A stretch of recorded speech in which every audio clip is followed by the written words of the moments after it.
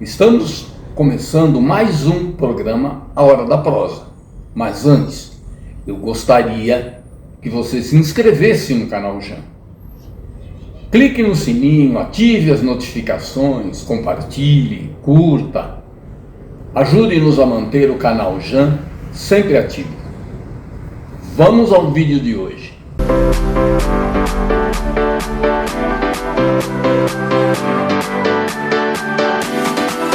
Você, amigo do programa Hora da Prosa, estamos começando mais um episódio, desta vez recebendo aqui um jovem que é um ativista cultural, político, um militante e que está se colocando a serviço da sociedade paulista, se pré-candidatando a um cargo de deputado estadual, Rodrigo Maia. Conta aqui para os nossos telespectadores quem é você e o que você andou fazendo até chegar aqui, Rodrigo. Jerônimo, primeiro, obrigado pelo convite, obrigado pelo carinho que teve conosco durante todo o processo aqui da gente organizar a nossa presença aqui. Quero te parabenizar pela editora, pelo trabalho, você que é um lutador, um militante, uma pessoa que contribui muito pela democracia de Santo André, pela democracia do Estado de São Paulo, né?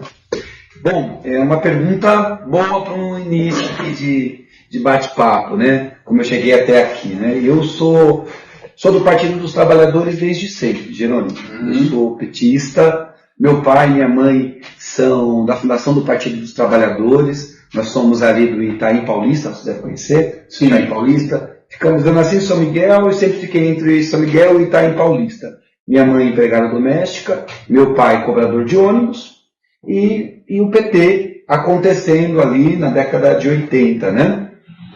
Então, eu costumo dizer que lá em casa também não tinha muita alternativa, era uma janela, e que bom que era essa janela, quase que a janela principal que a gente olhava para a vida, que era a partir da fundação do Partido dos Trabalhadores, das bandeiras que são tão importantes para o Partido dos Trabalhadores até hoje. Então, comecei a minha militância assim, nascendo, né? Mãe e pai, nascendo ali, e via muito meu pai e minha mãe organizando o bairro na garagem da minha casa, ali no Itaim Paulista. Então, lutas importantes como luta por asfalto, por moradia, por UBS, para trazer ponto de ônibus para mais próximo. Até mesmo os orelhões, né? Muitas vezes a gente nem conhece os orelhões, mas o orelhão é do meu filho, não é? O orelhão que as pessoas antigamente era chique ter um orelhão perto de casa, não era todo mundo que tinha. E lembro muito de muitos abaixo-assinados assim, na minha casa para trazer o orelhão para mais próximo. Então, eu cresci nesse universo, né? Morando ali sempre na região de São Miguel e Itaim Paulista. Filiado desde sempre, né? Filho de petista, então a gente já nasce, já a certidão de nascimento, a gente quase que assina junto ali a filiação, graças a Deus. Então, trabalhei de muitas coisas, Jerônimo. Fui vendedor nas lojas Marabras, vendi filtros Europa, fui operador de telemarketing durante muitos anos, coordenador da área de call center durante muitos anos, até começar a estudar. Fiz 2 anos de publicidade e propaganda, entendi que não era isso que eu queria, e fui fazer o que de fato eu sempre tive vocação, que foi a Faculdade de Artes Cênicas. E aí eu brinco que aí foi um divisor de águas na minha vida por 2 motivos. Primeiro, porque a gente jovem, né, meio invocado com o PT, com as ausências em casa, meio que jovem um pouco, a gente tem por DNA essa revolta, que é o que move o mundo também. Então eu fui para artes cênicas meio que para fugir dessa militância partidária, e foi ela que me devolve para o PT. Então comecei a militar nos movimentos sociais, no setorial de cultura, no MST, enfim. E aí as artes cênicas foi me preparando, né, me mudando para essa militância de rua. E aí entrei para o PT de cabeça, hoje estou secretário de comunicação do PT estadual, sou chefe de gabinete na Assembleia Legislativa, e temos uma trajetória de coordenação de projeto social. As artes cênicas me levou para os palcos, mas também para a sala de aula. Então, pude coordenar projeto social, me especializei em terceiro setor, me especializei em educador popular, hoje me considero freiriano. Então, Então temos a trajetória inteira aí movida pelo PT, pela arte, cultura e pelos movimentos sociais. De forma resumida, é isso. Muito bem, é uma bela trajetória, não tem dúvida, que te tornou um grande militante, um ativista de verdade. Você atualmente na Assembleia Legislativa trabalha no gabinete do deputado Reis. Isso, deputado Reis. Você trabalhando na Assembleia em um momento em que a população do estado de São Paulo vem sofrendo muito, principalmente com os problemas decorrentes da privatização da Sabesp. Recentemente teve aquela explosão lá. Nossa, uma tragédia. Teve morte, teve muitos feridos e uma série de famílias perderam a casa, os bens, etc. Na tua opinião, você como parlamentar, que você está pleiteando ser parlamentar, como é que um parlamentar pode atuar com relação a esse problema da Sabesp no estado de São Paulo? Como você vê essa coisa da privatização e as consequências? Jerônimo, de fato, né, a gente acompanhou esse momento, não só da privatização da Sabesp, mas nós estamos vivendo lá na Assembleia esse desmonte do estado de São Paulo com relação ao governador Tarcísio, que nem é de São Paulo, mas é um outro papo. E eu acho que a privatização da Sabesp, eu acho que a bancada do PT, do PSOL, eles fizeram a lição de casa, eles foram implacáveis. Tudo que os parlamentares puderam fazer para segurar a privatização, alertar a população anterior, segurar a privatização a partir do regimento da casa, a gente fez. Mas é de conhecimento de todo que o governador ele tem uma frente ampla, né? Tem os deputados lá, a gente costuma dizer que não são deputados os empregados do povo. Os deputados que estão lá são empregados do governador Tarcísio. Eles fazem exatamente o que o Tarcísio pede, sem reflexão, né? É ordem unida. E a privatização da Sabesp, eu posso depois citar outras questões importantes que conduzidas pelo governador Tarcísio, que impactaram de forma negativa o povo paulistano. Mas a privatização da Sabesp é isso. Nós avisamos, nós alertamos, as pesquisas que saíram antes, um pouco antes das votações finais, diziam que o povo era contrário à privatização da Sabesp. Mesmo assim, ele quis privatizar e privatizou. E aí os motivos acho que fica aí para reflexão, né? Transformar uma empresa que foi construída com as nossas mãos, uma empresa que gerava lucro, né? Gerava muito lucro, e todo esse lucro era reinvestido no sistema, né? Você vender uma empresa dessa para iniciativa privada, para uma empresa, eu acho que dá para entender, quem está nos assistindo, assim, quais foram os motivos que levaram o Tarcísio a fazer isso. Motivos de cunho pessoal. E está acontecendo o que a gente está vendo, né? Teve essa questão, né? Essa tragédia, né? Com vítima fatal. A gente tem outras vítimas aí da questão da privatização da Sabesp.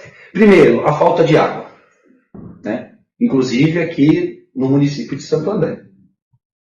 Falta de água no estado inteiro. E na onde tem água, a gente estava conversando um pouco sobre isso, Jerônimo, no início, tem a questão da pressão. Da 8h30 da noite não chega mais água, principalmente nos bairros mais altos, né, que tem as ladeiras.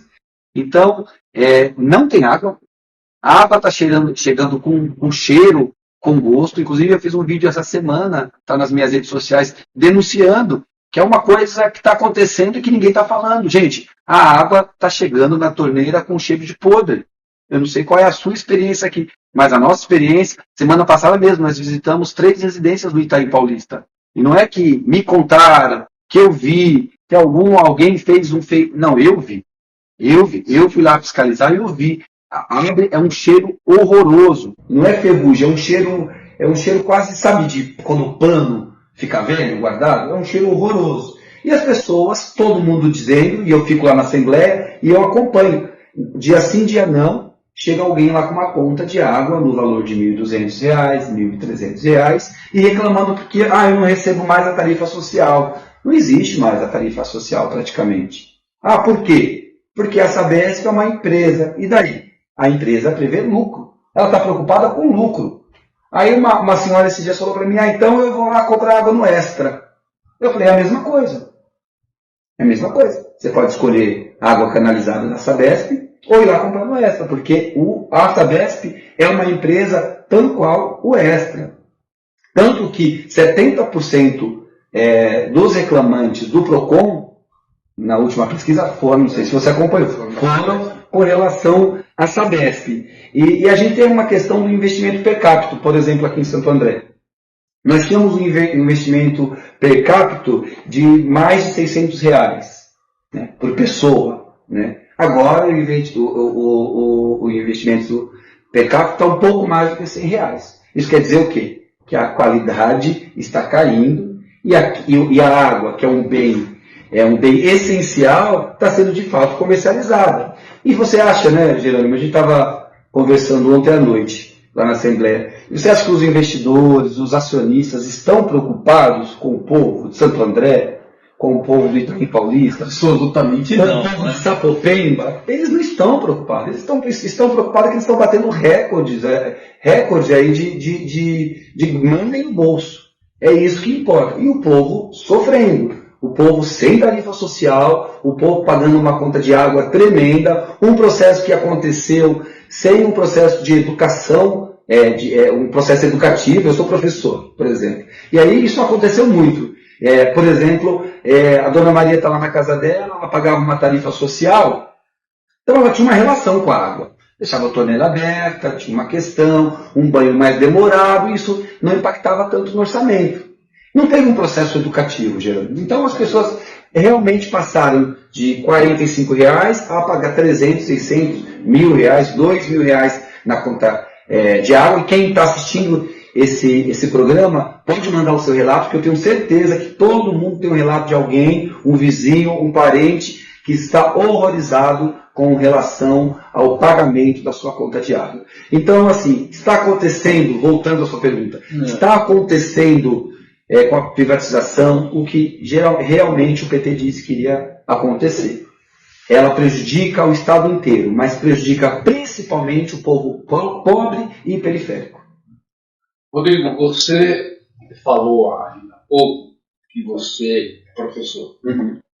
Também fui professor por um período, hoje não mais, já tem algum tempo que eu deixei a sala de aula, mas eu tenho observado e tenho conversado com alguns amigos que ainda são professores sobre a diminuição das cargas horárias, a diminuição, fechamento de salas, principalmente na educação de jovens adultos. A EJA, no estado de São Paulo, está precarizada. Como é que você está vendo isso? E já adiantando, o que você entende que é o papel de um deputado nessa questão da educação? É uma outra maldade que o Tarcísio está cometendo contra o Estado de São Paulo e contra o povo, novamente, o povo pobre da periferia. Outro processo trágico que nós acompanhamos lá, foi quando o Tarcísio quis tirar 11 bi da educação e tirou. Ó, presta atenção, gente. Não é 11 milhões, 11 bilhões de reais da educação. Você foi professor do Estado ou da rede municipal? Fui do Estado. Do Estado. Então, eu também, categoria O. Então nós sabemos, todo mundo que está assistindo, que já estudou em uma escola estadual, tem algum filho, um neto que estudou, ou algum professor, diretor, tia da merenda, todo mundo que frequenta a escola estadual sabe que a escola estadual precisa de mais ou menos investimentos. Mais investimento. Problema com merenda, os contratos precários, né? Desde muito tempo, questão sala sem ar-condicionado, uma série de questões, né? Que a gente precisa, e sempre a esquerda, o PT, sempre foi uma tecla importante de reflexão o porquê que o Estado de São Paulo não enfrenta o problema da educação. E aí chega o Tarcísio, que ao invés de investir, ele retira 11 bi da educação. Eu acho que só isso já resumiria metade da pergunta que você me fez. Um governador que tira dinheiro da educação, isso também, quem estiver acompanhando, que quiser dar um Google, só dá um Google e aí vê, foi projeto de lei votado, orquestrado por ele, com maioria ampla, o PT, PSOL e outros poucos partidos resistiram, mas como os deputados, a grande maioria que estão lá são inimigos do povo, foi votado e foi retirado os 11 bi da educação. Por quê? Porque ele tem o desejo de que as salas de aula acabem como elas são. Ele tem o desejo, ele tem o fetiche da plataformização, né? Que também, quem é professor e quem é aluno que está me assistindo sabe. Primeiro, os alunos estão, eu não sei nem se eu posso usar essa palavra aqui, mas estão emburrecendo, né? Os alunos não têm a possibilidade de aprender. Primeiro, porque é tudo pelo tablet, tem a leitura subindo, não tem mais livro, né? A plataforma toda, que também o sistema de privatização dessa plataforma, também muito estranha, né? Parente do Tarcísio. Então, tudo muito estranho. Então, não tem livro, só tem tablet, tem o tempo de leitura. O professor pouco pode influenciar com relação ao conteúdo e o aluno tem que ir dando check ali no conteúdo. E todas as escolas, e eu estou lá no mandato do deputado estadual, do deputado Reis, então a gente frequenta muitas escolas estaduais. É quase que diária. Ou nós estamos na escola, ou a escola está lá, ou chega alguma denúncia de algum aluno, de algum professor, de algum coordenador, de que os professores não estão conseguindo dar aula. E o que ele quer? Que cada vez menos alunos nas escolas e mais alunos na plataforma, que é um crime. Qualquer educador sabe que o ambiente escolar ele é tão importante quanto o conteúdo. É propício, né? A socialização, a relação com a comunidade, né? O encontro dos diferentes saberes. Né? Você traz a sua visão de mundo, eu trago a minha, a gente compartilha isso na sala de aula. Então, qualquer pessoa que já frequentou a escola pública, e não só a escola pública, mas aqui nós estamos falando da escola pública, sabe a importância desse ambiente saudável da sala de aula. Só que ele não quer saber das nossas crianças e dos nossos jovens aprendendo. Isso está claro quando ele tira 11 bilhões da educação. Com relação ao EJA, né? Educação de jovens e adultos, aquele jovem, aquele adulto, aquele idoso que ficou fora da sala de aula porque tinha que trabalhar, porque tinha algum problema pessoal, ele retorna para a sala de aula, com todas as dificuldades. Né? Imagina, um idoso, alguém de 70 anos, alguém que parou de estudar faz 10 anos, tem dificuldade de aprender. E qual que é o plano dele? O plano dele também é transformar os EJAs em modo virtual. Olha que loucura. E também peço, quem estiver assistindo, dê um Google, que às vezes é tão esdrúxulo que parece fake news, mas é verdade. Inclusive está nas minhas redes também um vídeo sobre isso. A ideia o projeto do Tarcísio, a grosso modo, é que os EJAs, Educação de Jovens e Adultos, né, que é isso que eu acabei de explicar, que ele tenha uma aula mensal presencial com 508 alunos e o restante seja todo virtual. Agora, digo, você que está assistindo. Atenção, escritoras e escritores. Se você escreveu, seu material está engavetado e você não sabe como publicar, venha para a Editora Cooprocesso. A Editora Cooprocesso vai transformar o seu original num belo livro. Você que está assistindo. Minha mãe, empregada doméstica, né? Voltando para a sala de aula, depois de 30 anos, será que minha mãe vai conseguir acompanhar pelo tablet? A sua mãe, a sua avó, o seu esposo que quer voltar, vai conseguir acompanhar uma aula que precisa ser uma aula diferenciada, adaptada, com uma metodologia específica? Quem é pedagogo, quem é das letras, sabe do que eu estou dizendo? Vai conseguir aprender? Não vai conseguir aprender. E é justamente o que esse governo vem dando indícios fortíssimos, que é o desejo dele, que as pessoas não aprendam. Então, por isso que está reduzindo o número de salas de aula, não só em Santo André, no estado todo, a gente roda o estado, diminuindo e fortalecendo essa questão da privatização, da privatização das escolas e da plataformização, que é um desenho de que cada vez mais as pessoas estudem na sua sala, na sua casa, na sua sala, na sua casa, né? E não na escola, na convivência, que é tão importante quanto o conteúdo para o aluno. É mais uma forma também de transferir para o cidadão, para a cidadã, uma responsabilidade que é do Estado. Exatamente. Educação, responsabilidade do Estado. Na Constituição.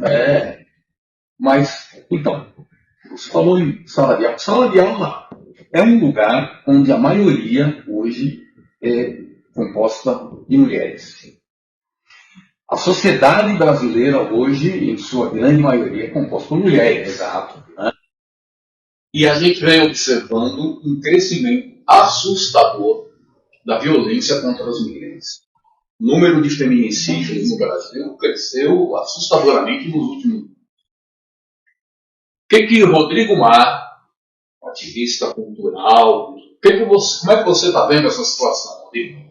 É uma loucura, né, Gerando? Tudo que a gente acompanha, todos os dias a gente abre as redes sociais e tem mais um caso, mais um caso, mais um caso.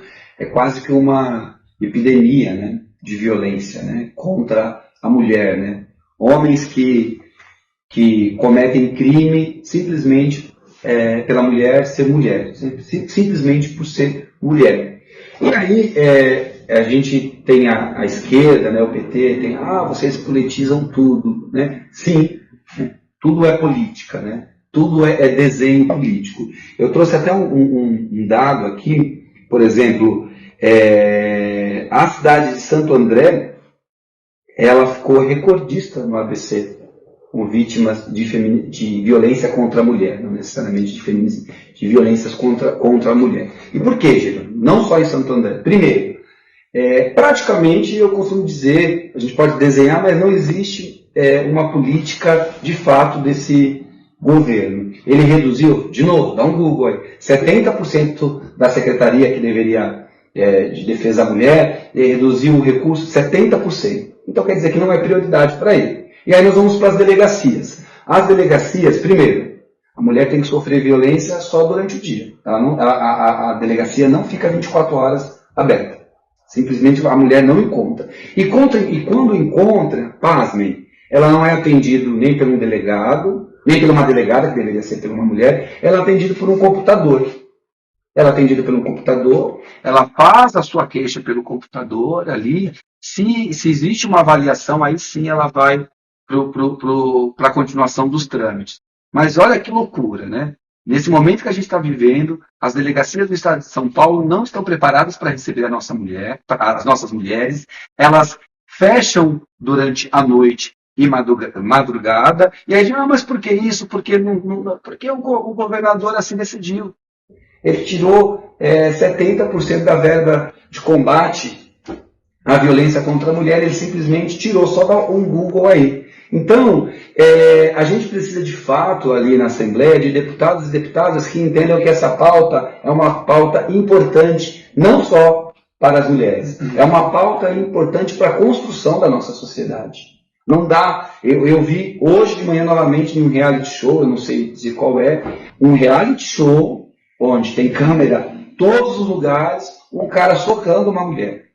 Se ele faz isso dentro de um reality show, ele faz isso em uma sociedade que, de fato, continua protegendo os homens agressores. E aí a gente vê a iniciativa do governo Lula, né, nesse pacto contra o feminicídio. Isso é importantíssimo, mas se isso não desce para os estados e para os municípios, Jerônimo, a gente pouco consegue sentir isso de fato no dia a dia. A gente precisa de delegacias especializadas na defesa à mulher, porque só assim a gente vai conseguir, de fato, combater o que eu chamo de pandemia aí contra as mulheres. E o que nós vemos lá na Assembleia Legislativa é o contrário.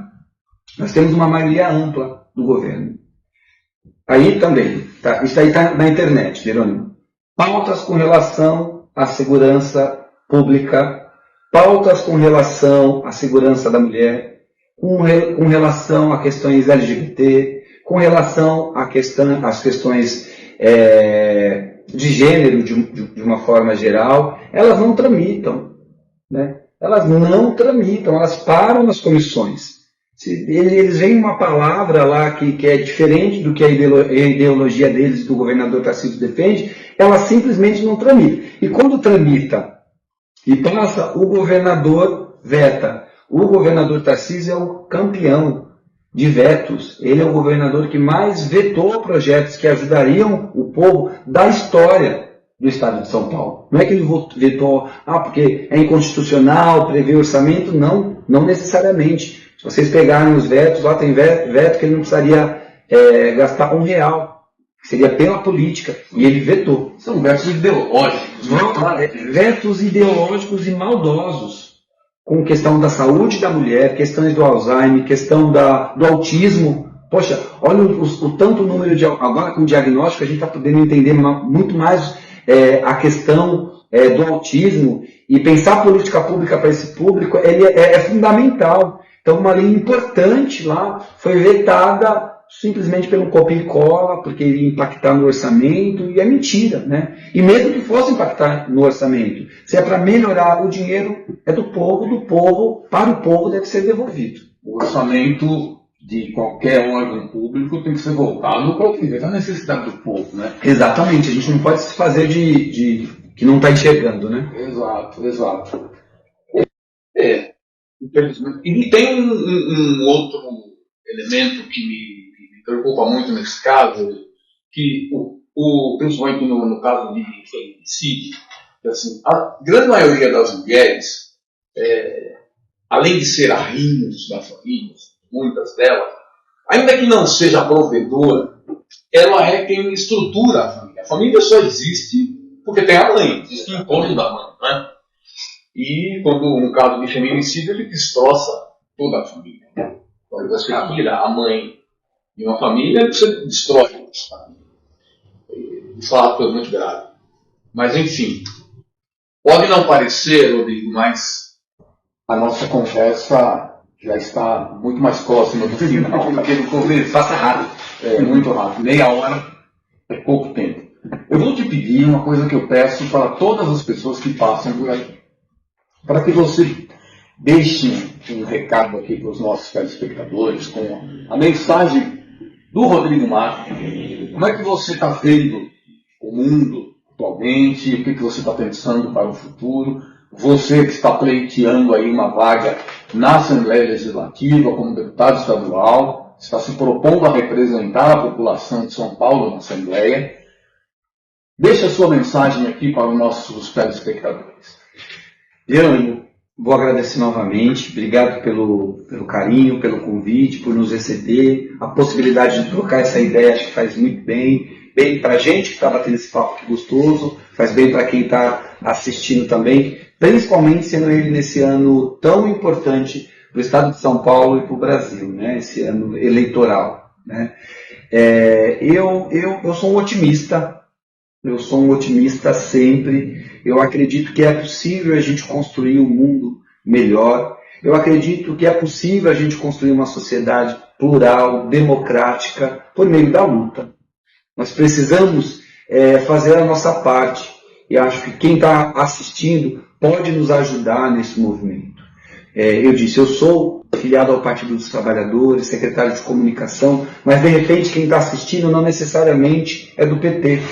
Isso não é um problema. Claro, se quiser vir para o PT, seja bem-vindo. Mas a luta, ela é para todo mundo. Como o Jerônimo disse, a questão do feminicídio, ela acaba com uma família, ela acaba com a nossa sociedade. Isso não pode ser uma luta de alguns. Isso precisa ser uma luta de todo mundo, pelo menos todo mundo que tem mãe.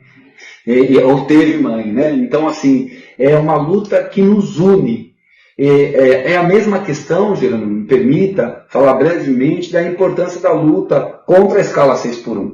Porque quando você fala da mãe, da mulher, sempre que eu estou no lugar falando, e vou falar isso de uma forma resumida, não vou tomar o tempo todo, mas sempre que a gente fala sobre a questão da luta, do fim da escala 6x1, eu lembro da minha mãe. Né? Minha mãe, empregada doméstica, trabalhava, claro, 6x1, às vezes 7x0, e o dia que tinha, não conseguia nem ir ao médico, porque tinha 4 filhos, precisava cuidar da família, e cuidar da casa, e não conseguia descansar. E é um movimento tão absurdo que a extrema-direita tem feito conosco mesmo, que às vezes a gente parece quase que precisa pedir licença para descansar 2 vezes por semana. Que nem é descansar, é quando você vai ao médico, quando você vai organizar a sua casa, quando você vai descansar, ficar um pouquinho ali assistindo televisão, sair, né, cuidar do filho, cuidar da filha, parece que a gente está cometendo um crime. E aí dizem, Jerônimo, que o Brasil vai quebrar, né? E sempre dizem isso, quando é alguma coisa para a população mais pobre, né?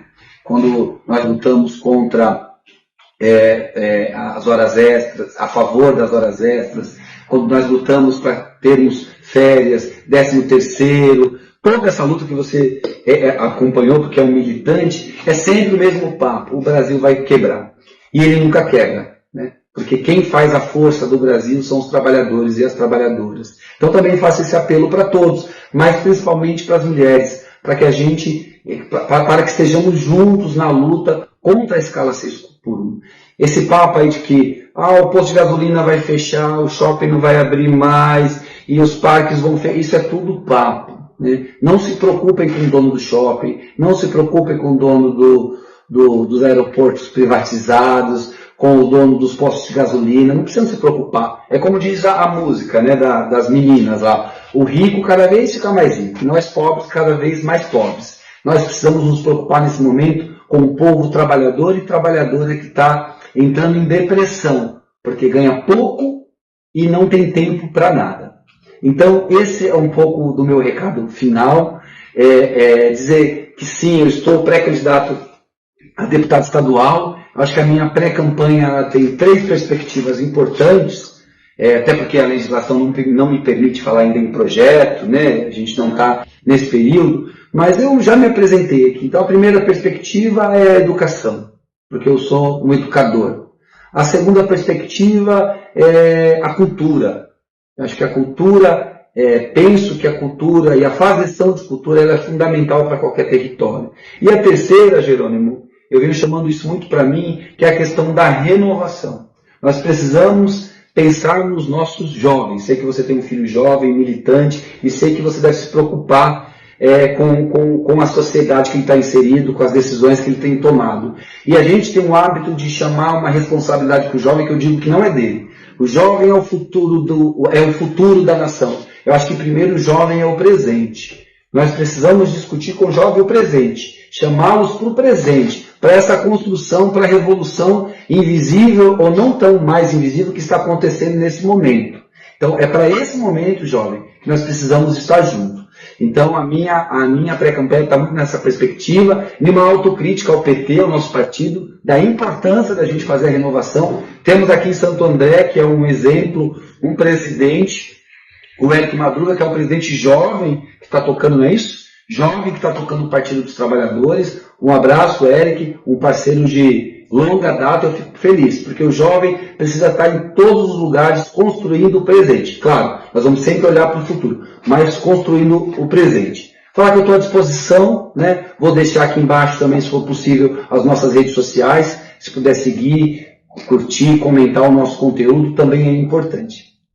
Muito bem, Rodrigo. Nós é que agradecemos a tua presença aqui, fiquei muito contente com a nossa conversa. E como é que o povo te localiza na rede social? @RodrigoMarPTSP. Aí são todas as redes sociais: Instagram, Facebook, Twitter, TikTok, @RodrigoMarPTSP.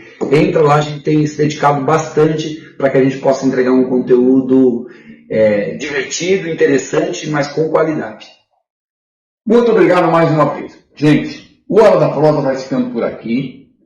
Procurem nas redes sociais o Rodrigo Mar, conheçam o projeto desse rapaz, que eu tenho certeza que vocês vão encontrar lá coisas muito boas, principalmente para a juventude de São Paulo. Um abraço a todas e a todos e até o próximo programa. Obrigado, gente. Um abraço para Santo André.